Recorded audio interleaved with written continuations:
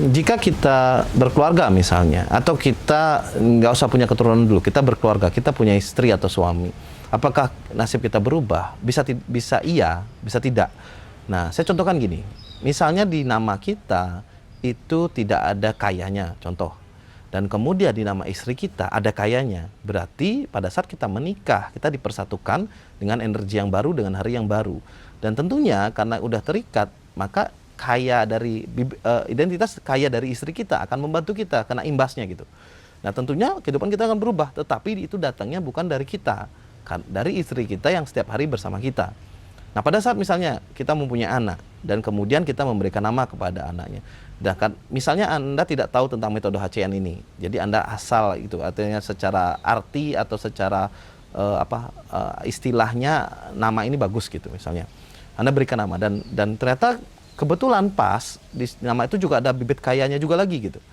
Anda punya anak pertama dan itu ada bibit kayanya. Berarti di dalam keluarga Anda ada dua bibit kaya atau dua identitas kaya. Tentunya Anda akan berubah juga gitu kehidupannya. Akan lebih wealth lagi, lebih kaya lagi gitu.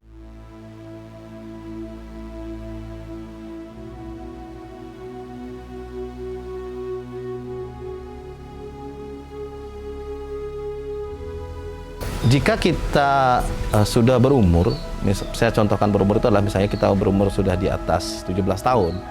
Nah, kita tidak harus merubah semua identitas dalam kehidupan kita.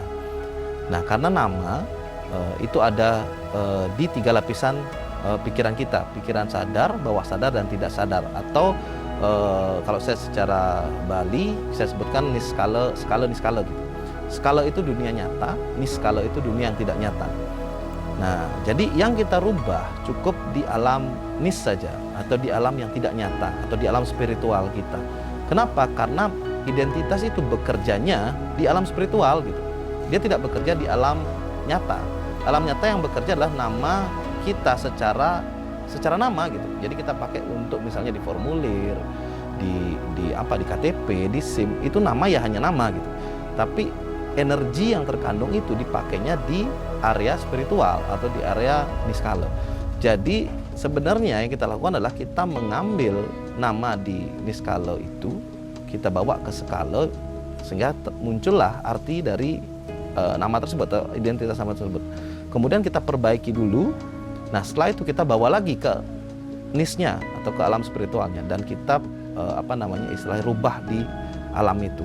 Jadi begitu kita rubah di alam itu, maka jalurnya yang dulunya A maka akan jadi B. Nah, disitulah kehidupan kita berubah. Jadi bagi teman-teman yang berpikir bahwa rubah nama ini harus rubah KTP, akte, segala macam, tidak. Yang kita lakukan tidak seperti itu. Kita hanya merubah nama di alam niskala atau di mental dan di spiritual saja.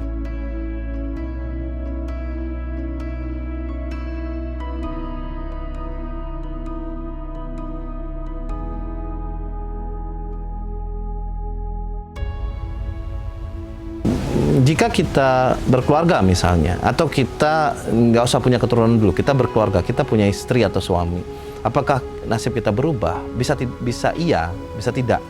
Nah, saya contohkan gini, misalnya di nama kita itu tidak ada kayanya, contoh. Dan kemudian di nama istri kita ada kayanya. Berarti pada saat kita menikah, kita dipersatukan dengan energi yang baru, dengan hari yang baru. Dan tentunya karena udah terikat, maka kaya dari identitas kaya dari istri kita akan membantu kita kena imbasnya gitu. Nah, tentunya kehidupan kita akan berubah, tetapi itu datangnya bukan dari kita, kan dari istri kita yang setiap hari bersama kita. Nah, pada saat misalnya kita mempunyai anak dan kemudian kita memberikan nama kepada anaknya. Dan misalnya Anda tidak tahu tentang metode HCN ini. Jadi Anda asal itu, artinya secara arti atau secara istilahnya nama ini bagus gitu misalnya. Anda berikan nama dan ternyata kebetulan pas di nama itu juga ada bibit kayanya juga lagi gitu. Anda punya anak pertama dan itu ada bibit kayanya. Berarti di dalam keluarga Anda ada dua bibit kaya atau dua identitas kaya. Tentunya Anda akan berubah juga gitu kehidupan. Akan lebih wealth lagi, lebih kaya lagi. Anda punya anak kedua misalnya dan secara tidak sengaja juga di situ ada bibit kaya lagi gitu. Jadi semakin Anda kaya.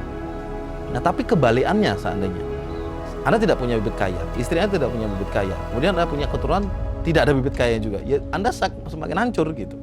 Nah seperti itu. Jadi tergantung isi dari nama masing-masing.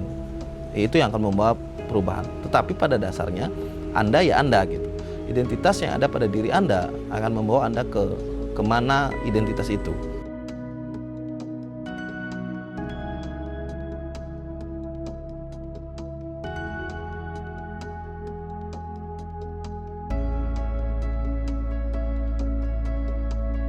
Pada saat Anda memiliki nama A dengan identitas, saya contohkan korban, Anda menjadi korban. Di nama Anda muncul pengorbanan contohnya.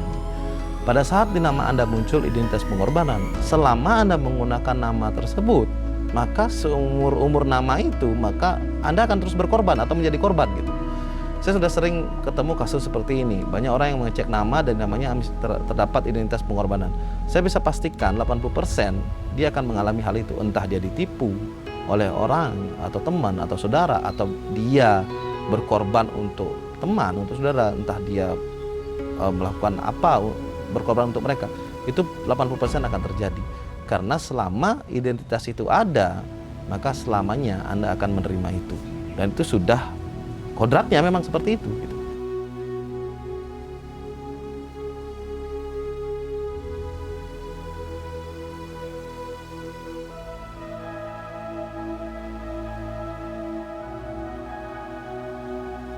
Pada dasarnya bisa, tetapi metodenya tidak permanen jadinya. Saya contohkan gini, apakah misalnya Anda punya rumput, tanaman rumput di rumah.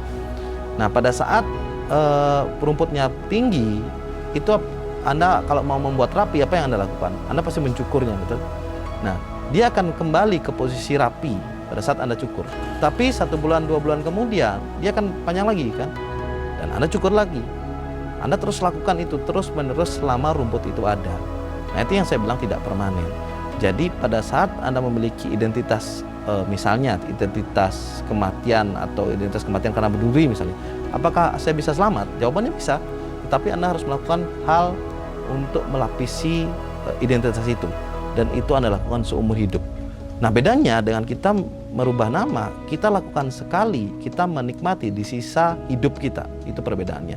Jadi bagi teman-teman yang mau repot, mau sibuk, nggak apa-apa, silahkan. Misalnya Anda lakukan meditasi lebih sering, Anda miliki misalnya guru spiritual, terus Anda miliki benda-benda yang memiliki energi spiritual, atau paling gampang Anda cari rumah dekat air terjun. Kenapa dekat air terjun? Karena air terjun memiliki ion negatif yang sangat besar, paling tinggi, sehingga imbas energi yang bisa dibereskan ke diri Anda itu besar sekali. Tapi di mana Anda mau tinggal? Di rumah yang dekat air terjun gitu masalahnya, atau Anda tinggal di rumah yang punya halaman hijau yang luas sekali. Nah itu juga memiliki ion negatif yang tinggi sekali untuk menetralkan diri Anda. Nah jadi bisa, kalau Anda misalnya ahli Feng Shui misalnya, bisa Anda miliki satu rumah yang milik Feng Shui yang sangat luar biasa. Seberapa buruk pun identitas diri Anda akan selamat jika Anda di lingkungan itu gitu. Atau saya bilang jika Anda di rumah itu. Tapi begitu Anda keluar, ya dia akan kembali lagi. Jadi tidak akan bisa permanen. Nah bedanya kalau kita memiliki nama yang bagus, Anda mau kemana saja, ke lingkungan apapun, karena Anda sudah membawa pelindung itu sendiri, maka semuanya akan bagus. Seperti itu gampang.